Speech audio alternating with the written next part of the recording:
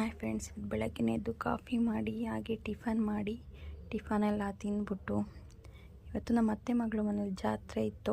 ಅವ್ರ ಮನೆಯೆಲ್ಲ ಕ್ಲೀನ್ ಮಾಡ್ತಾಯಿದ್ರು, ದೇವ್ರ ಮನೆಯೆಲ್ಲ. ಹಾಗೆ ಆರತಿ ರೆಡಿ ಮಾಡ್ತಾಯಿದ್ರು. ಆರತಿ ರೆಡಿ ಮಾಡಿಕೊಂಡು ನಮ್ಮ ಅತ್ತೆ ಹಾಗೆ ತಂಬಿಟ್ಟು ಮಾಡ್ತಾಯಿದ್ರು. ನಾನು ನೋಡ್ತಾ ಇದ್ದೆ ಕೂತ್ಕೊಂಡು ಹೇಗೆ ಎಲ್ಲ ಮಾಡ್ತಾರೆ ಅಂತ. ಇವರು ದೇವ್ರ ಮನೆ ಕ್ಲೀನ್ ಮಾಡ್ತಾಯಿದ್ರು. ನಾನು ಹಾಗೆ ನೋಡ್ತಾ ಇದ್ದೆ ಆರತಿ ಎಲ್ಲ ರೆಡಿ ಮಾಡೋದು. ಆರತಿ ರೆಡಿ ಮಾಡಿದ್ರು, ನನ್ನ ಸೀರೆ ಉಟ್ಕೊಂಡು ರೆಡಿಯಾಗಿ ಬಂದರು. ಅಷ್ಟೊತ್ತು ನಾನು ರೆಡಿಯಾಗಿ ಬರೋ ಅಷ್ಟರಲ್ಲಿ ಎಲ್ಲ ಕ್ಲೀನಿಂಗ್ ಆಗಿತ್ತು. ನೋಡಿ, ಕ್ಲೀನ್ ಮಾಡ್ಕೊಂಡು ಕೂತಿದ್ರು. ನಾನು ಅಷ್ಟಾಗ ರೆಡಿಯಾಗಿ ಆರತಿ ಎತ್ಕೊಂಡು ಹೊರಟೆ ನಮ್ಮ ದೊಡ್ಡಪ್ಪ ಜೊತೆ. ಅಷ್ಟೊತ್ತಿಗೆ ಆರತಿ ಹೊರಡಿಸ್ಕೊಂಡು ಊರ ಮುಂದೆ ಎಲ್ಲ ಹೊರಟಿದ್ರು ಎಲ್ರೂ. ನಾನು ಹೋಗಿ ಜಾಯ್ನ್ ಆದೆ ಅವ್ರ ಜೊತೆ. ಆಗ್ಬಿಟ್ಟು ಪೂಜೆ ಎಲ್ಲ ಆರತಿ ಬೆಳಗಿಸಿದ್ದೆಲ್ಲ ಆಯಿತು. ಚಪ್ಪಳದಮ್ಮ ದೇವಿ ಅಂತ ಅದಕ್ಕೆ ಪೂಜೆ ಮಾಡಿಸಿದ್ದು ಆಯಿತು.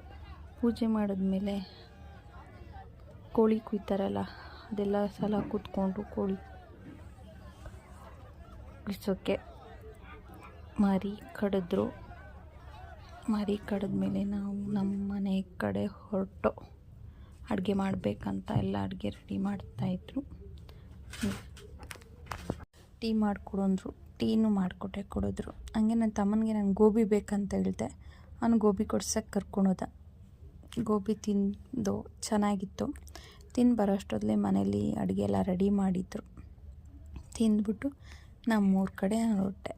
ಈ ವ್ಲಾಗ್ ನಿಮ್ಗೆ ಇಷ್ಟ ಆಗಿದ್ರೆ ಲೈಕ್ ಮಾಡಿ, ಶೇರ್ ಮಾಡಿ, ಕಮೆಂಟ್ ಮಾಡಿ, ಸಬ್ಸ್ಕ್ರೈಬ್ ಮಾಡಿ. Thank you.